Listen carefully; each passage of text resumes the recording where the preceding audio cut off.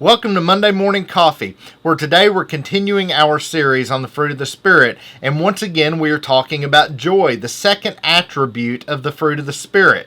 Now, if you have not watched the previous episodes in this series, most specifically last week's, then go to the description box below this video and click on the links and begin there, and then come back and watch this one. And we're going to start where we have started each week with Galatians 5:22 and 23, our key scripture for this series. But the fruit of the Spirit is love, joy, peace, patience, kindness, goodness, faithfulness, gentleness, self-control.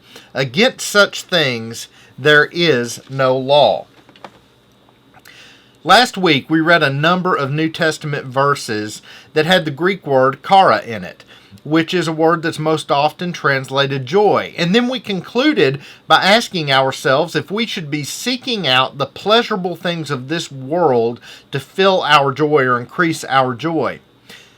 In fact, there's someone in the Bible who wondered that same question. It's the famed king from Hebrew history, Solomon, who had exceeding wealth and wisdom, but yet he still attempted to fill his life with a joy from this world rather than a joy from God. Let's go to Ecclesiastes 2, verse 1, where we can see what Solomon said about seeking that worldly pleasure. I said to myself, "Come now, I will test you with pleasure. So enjoy yourself."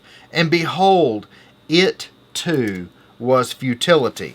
And of course, if we read the rest of Ecclesiastes, we see what Solomon attempted to do. He attempted to fill his life with all these worldly pleasures. In this case, the word translated pleasure could also be translated joy. It's not the Greek word chara that we're talking about from the New Testament, but instead it's the Hebrew word simcha, which, as I said, can also be translated joy. Solomon was attempting to fill his life with worldly pleasure or joy. Sadly, as Solomon discovered, this is not sustainable. The only true joy in this world is found in God. Solomon said that exact thing just a little further down in chapter 2, starting in verse number 25. This time I'm going to read from the Net version because I think it makes this passage a little more clear. For no one can eat and drink or experience joy apart from him. To the one who pleases him, God gives wisdom, knowledge, and joy. But to the sinner, he gives the task of amassing wealth, only to give it to the one who pleases God. This task of the wicked is futile, like chasing the wind. Now, I like how Solomon says that. Chasing this wealth is like chasing the wind. And what I believe it's saying here when it says chasing wealth, it's like chasing the pleasures or desires of this world, the things that we are so often taught that we ought to be chasing. You can't catch it. It's like chasing the wind. It's something you can forever reach for, but you'll never grasp.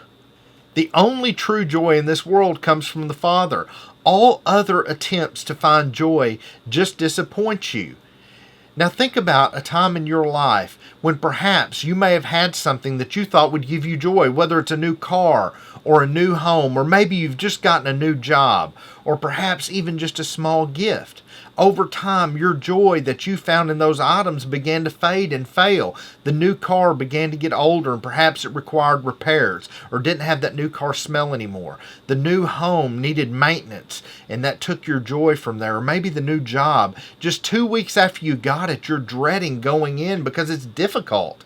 Or even that small gift, which by the end of the day no longer gives you the joy that you were finding at the beginning of the day. But that joy we have in eternity, if we are seeking things of the Father, is a joy that never dies.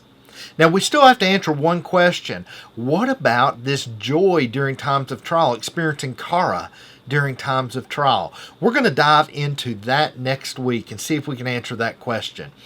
Remember, the world is your mission field. Now go out and reflect Jesus into it.